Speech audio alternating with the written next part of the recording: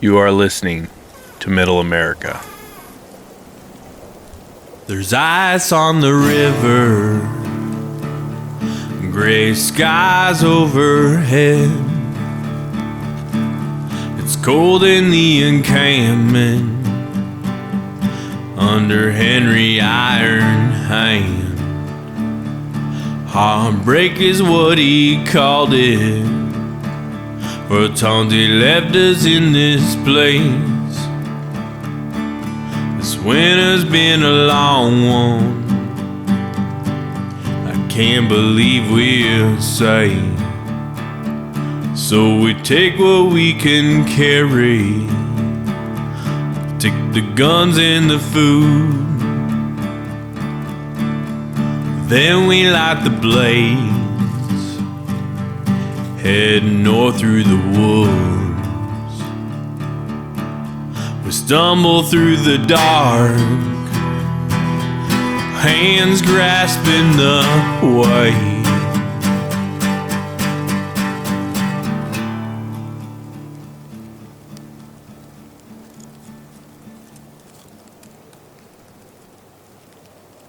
Close by the Kaskaskian cabins, referred to as the Grand Village of the Illinois, and high on a rocky bluff over the Illinois River, there was a camp of Frenchmen led by Henry de Tonty. Father Jacques Marquette, the French explorer and Roman Catholic missionary, had already spent 5 years evangelizing to the native Kaskaskia tribe at his nearby mission of the Immaculate Conception, but Henry de Tonty's French had arrived for military and economic purposes. Tonty's faction had named their place of camp Le Rocher Saint-Louis, or the Rock of St. Louis. While the modern ear might quickly place this rock at the current Illinois and Missouri borders, it was, in fact, at current-day Starved Rock State Park. The Grand Village of the Illinois then stood on the current site of North Utica, Illinois. In line with the Catholic influence of Father Marquette and others, the St. Louis moniker was derived from the 13th century King Louis IX of France, a canonized Catholic and Anglican saint. King Louis IX, or St. Louis, became king at the age of 12 after his father, King Louis VIII, died of dysentery while returning from a crusade against the southern barons of France. King Louis IX's mother, the highly religious Blanche of Castile, then ruled for 12 years of her son's 44-year reign, 8 while he came to maturity, and the 4 up to her death while he later crusaded. St. Louis was solidly under the influence of his devout mother throughout the 26 years of his reign in which he lived. The Christian principles instilled by his mother led him to introduce the presumption of innocence into law, ban trials by ordeal, and introduced the ability of the king to pardon a conviction. St. Louis also took an active part in the 7th and 8th Crusades, expanded the Inquisition's fight against heresy, ordered the burning of numerous Jewish texts, and made severe punishments for gambling, interest-bearing loans, prostitution, and blasphemy, the last offense being punishable by one's tongue being removed. St. Louis eventually died during the 8th Crusade, taken down by dysentery like his father. So, over 400 years after the reign of St. Louis, the king's name labeled the foreign rock where Etienne Renaud arrived to inform Henry Iron Hand de Tonty of the mutiny, pillaging, and destruction at Fort Crèvecoeur. Tonty then traveled south to the fort that he had left behind only a short time earlier to find Renaud's testimony to be true. When 2 French voyagers passed heading upriver, Tonty handed them a letter to deliver to his superior, Robert René Cavalier, Sieur de La Salle. The Lord of La Salle was on a mission to retrieve supplies in New France, and Tonty's letter was to inform him of Fort Crèvecoeur's destruction at the hands of their own men. The letter requested La Salle return to Le Rocher Saint-Louis. Then, Henry Ironhand and 5 other men patiently waited on the rock. That is, until the Iroquois arrived. However, La Salle was having his own difficulties up north.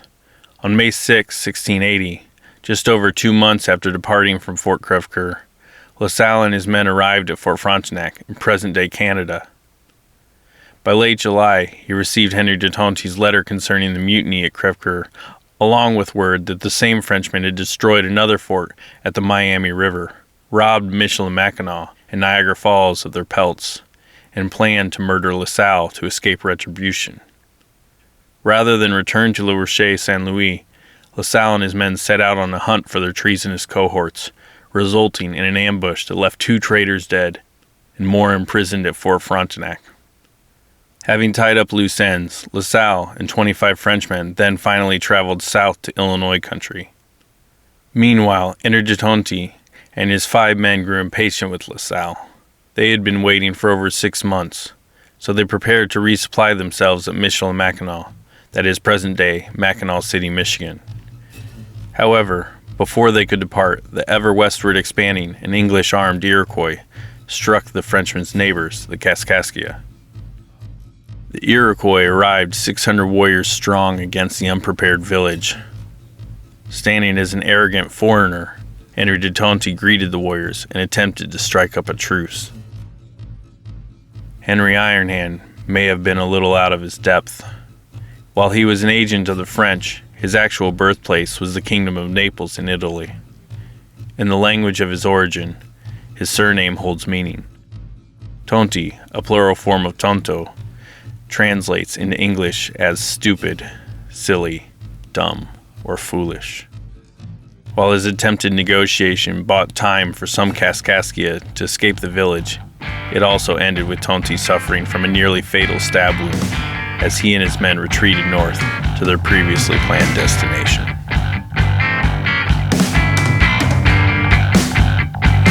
What you trying to prove when you keep living life like years will never catch up with you? You put your whole heart in, you leave realism out. Spend your life alone, but your name's getting round. Your name's getting wild.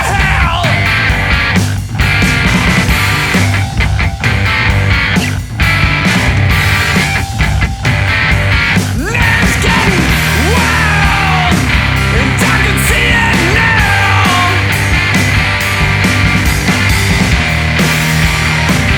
What's weighing you down? And I can see it now.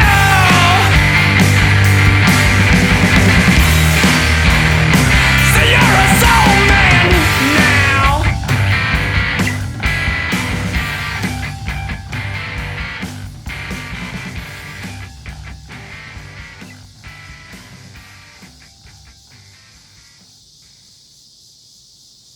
So I've never properly introduced myself. My name is Wendell Bauer. I live in a mid-sized city at the center of the United States, and I spend my days as a devoted husband, father, and artist. You might note that Wendell is not a very common name these days. For most of my childhood, I heard calls of, "Hey Wendy," from across the schoolyard. My older brother, Ted, would shorten my name to Wend, and I suppose that, for other kids, throwing that Y on the end was all too tempting. Actually, Ted was known to throw that Y on there himself more than a few times. We were brothers after all, and when we weren't cooperatively geeking out over science fiction, comics, and Legos, we were certainly bickering as brothers do. More than my brother, though, the largest nuisance of my youth and most common user of this mean-spirited nickname was a boy by the name of Hank Cockburn.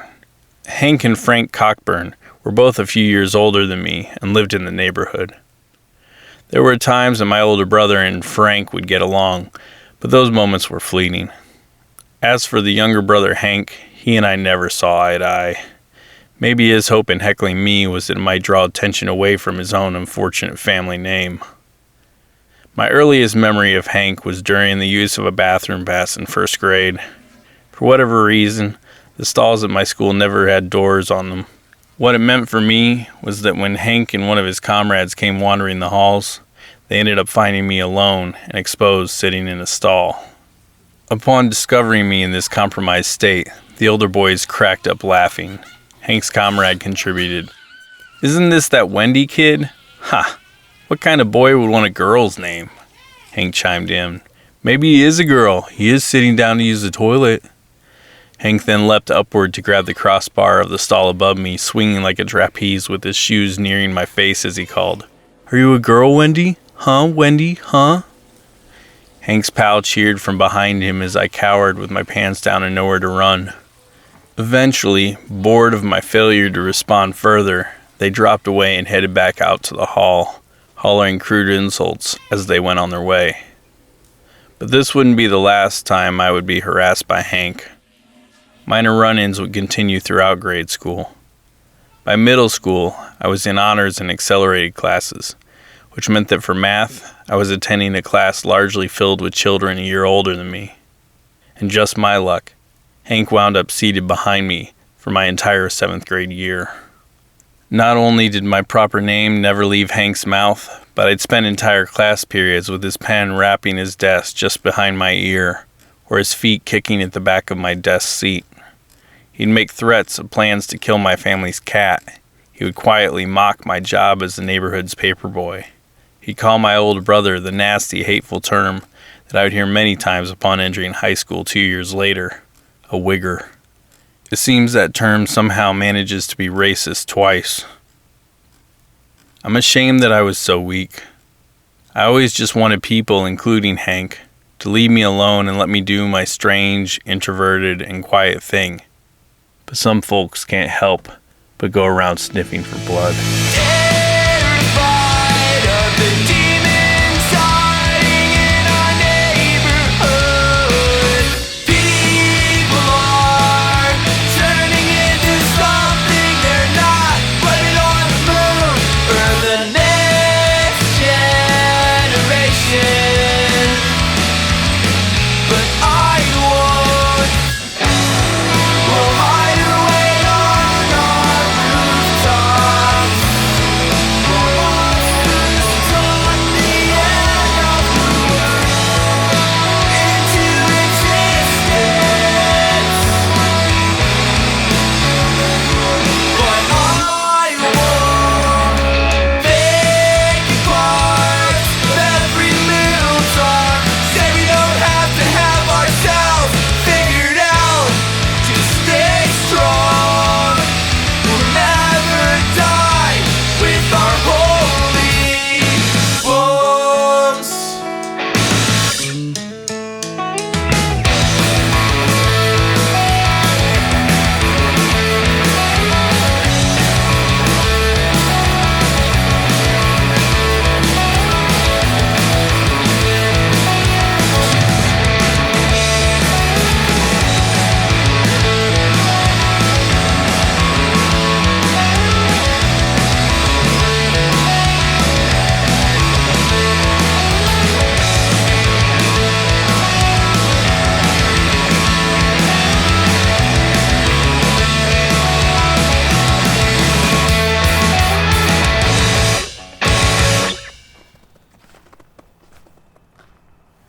Three months after Henry de Tonty's men escaped to the north, LaSalle's larger group finally arrived at Le Rocher-Saint Louis.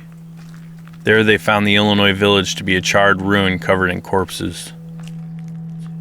Continuing further south to the remains of Fort Crèvecoeur in search of Tonty's men, LaSalle found women and children dead and burned on spikes. When they arrived at the Mississippi River and still found no sign of their French contacts, LaSalle and his men headed back up north through the freezing winter. In January of 1681, they arrived at Fort Miami in what is now St. Joseph, Michigan. It took LaSalle and Tonty 5 more months to encounter each other at Michilimackinac. Worn out from travel, the combined group headed north to Fort Frontenac again to resupply. After resting for a time, the group, now consisting of a total of 32 men, once again headed south. This time they were in search of the mouth of the Mississippi River in order to claim the river system for France. By April of 1682, they had succeeded and placed a cross up on high where the river met the Gulf. Riding the momentum of this success, they then headed back upriver to Le Rocher-Saint Louis, where they began construction on Fort St. Louis. LaSalle then returned to France, once again leaving Henry Ironhand in charge. Despite hardships, the new frontier was treating Henry de Tonty well, at least in reputation. He was building prestige as an explorer and fur trader for the French, whereas his father had been disgraced and sent to the fortress prison of the Bastille during Henry's years as a young adult. Henry's father, Lorenzo de' Tonti, had been a governor of the Italian city of Gaeta and a banker in the Kingdom of Naples. However, soon after Henry's birth in 1650, Lorenzo had participated in a revolt against a Spanish viceroy and was forced to seek political asylum in Paris, France. In Paris, Lorenzo modified early life insurance procedures to create the tontine, a survivor-style system of subscriptions and annuities, benefiting those who lived the longest. Sadly, Lorenzo threw in with the wrong people again in Paris, when he chose to be a supporter of the powerful French finance minister, Nicolas Fouquet, who King Louis XIV saw as a political threat. Rather than support Fouquet's ambitions for the chief minister position, King Louis XIV brought charges that Fouquet and his supporters had maladministered the state's funds and had committed actions harmful to the well-being of the monarch. Nicolas Fouquet spent the last 19 years of his life in prison. Lorenzo de' Tonti, in turn, served 7 years and then faded into obscurity. Perhaps the fall of Lorenzo had some to do with Henry's personal drive. It was in the same year of 1668 that Lorenzo entered the Bastille and Henry entered the French military. In the year of 1675, when Lorenzo was released, Henry was off losing his right hand to a grenade while fighting with French troops to support a rebellion against Spain in the towns of Messina and Gesso. By 1678, Henry had left France and the shadow of his father in favor of the New World of the Americas. But the Americas were working out for Henry. By 1684, he had a fully functioning Fort St. Louis with men regularly running pelts up to New France. A mix of friendly native tribes including the Kaskaskia, Wea, Pinkashaw, Shawnee, Amnaki, and Miami surrounded the fort. This native population totaled around 20,000 people. While Fort St. Louis was thriving, LaSalle returned from France with 180 people in search of the mouth of the Mississippi River via the Gulf. Unfortunately, he navigated poorly and led his people to a site where they struggled for 2 years in present-day eastern Texas. Fed up with LaSalle's obsession and inability to locate the river, his own men mutinied and murdered him while lost in the southern wilderness. With no LaSalle, the King of France then put Henry de' Tonti in control of Illinois trade. Around the same time, despite Lorenzo's having passed away years earlier, the tontine finally came to be employed by the French state. The family legacy would live on. But it's been a long time, I just don't feel the way I used to about life. Days hold me down, my loves have jaded me, I'm keeping it all outside. My heart can't take it, but I try, oh do I try. And as my father said, son, I wish you'd have picked an easier life. These fails are gonna get you, but they're not your fault. Yeah, that's right. Well, if you pick something that knocks you down, you better stand by. And I know what could have been, what could have been, what could have been. And I know the path I chose is not the only path for walking. So here I am, just as I am, just as I am. And here you are, just as you are. And I know what could have been, what could have been, what could have been. And I know the path I chose is not the only path for walking. So here I am, just as I am, just as I am.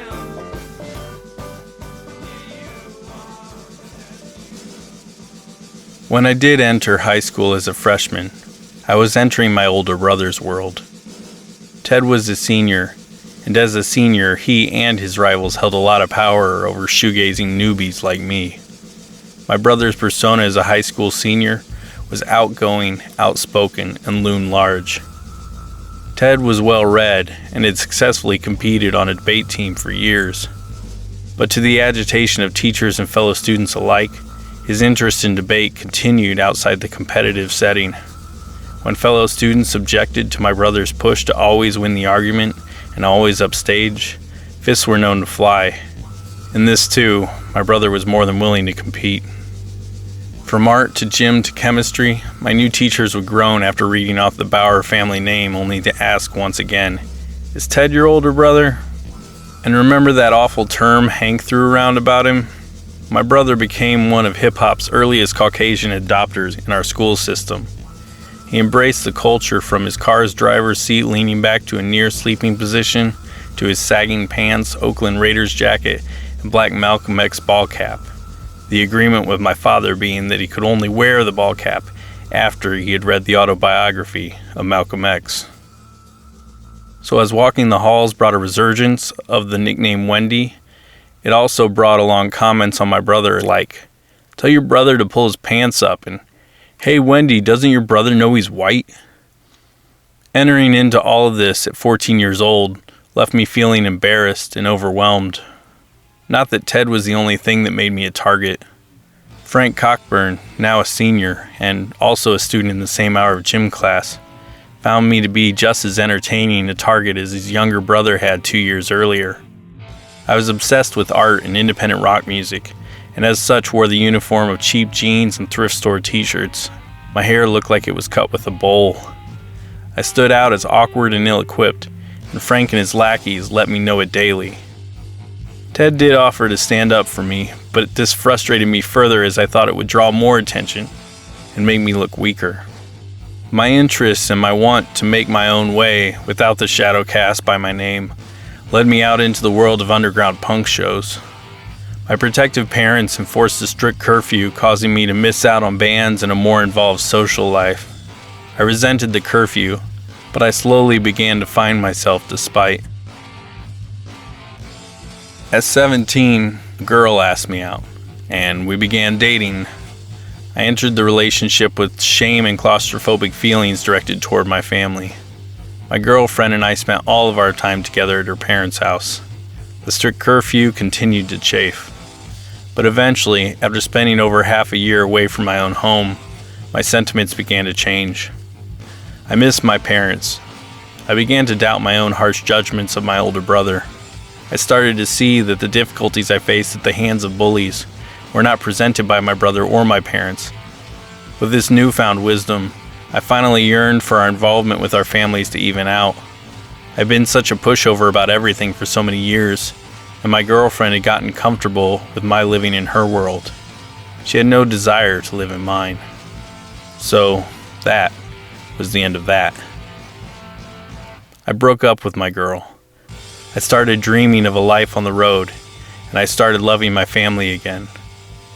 At birth, I had received the name Wendell from my mother as a tribute to her father, Thomas Wendell Moore, a farmer born of farmers.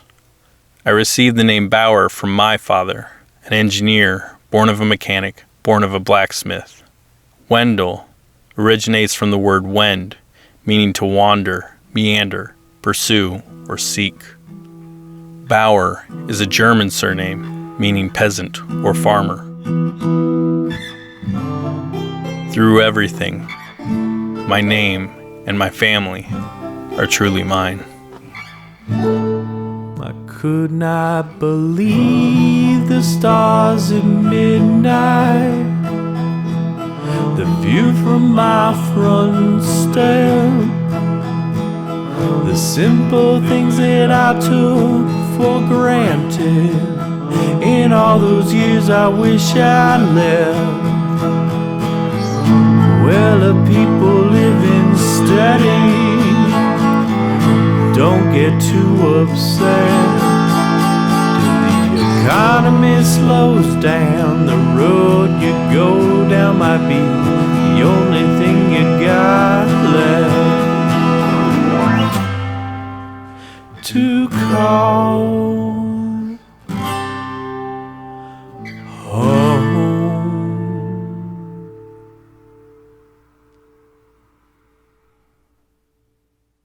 You have been listening to Middle America.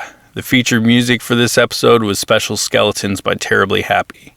Everything else was created by Jared Grabb, along with Chris Anderson, Chris Mackey, and Justin Miller in appearances on bass guitar, Thomas Satterfield and Neil McCannell in appearances on drums, and Aaron Ivey in an appearance on backing vocals.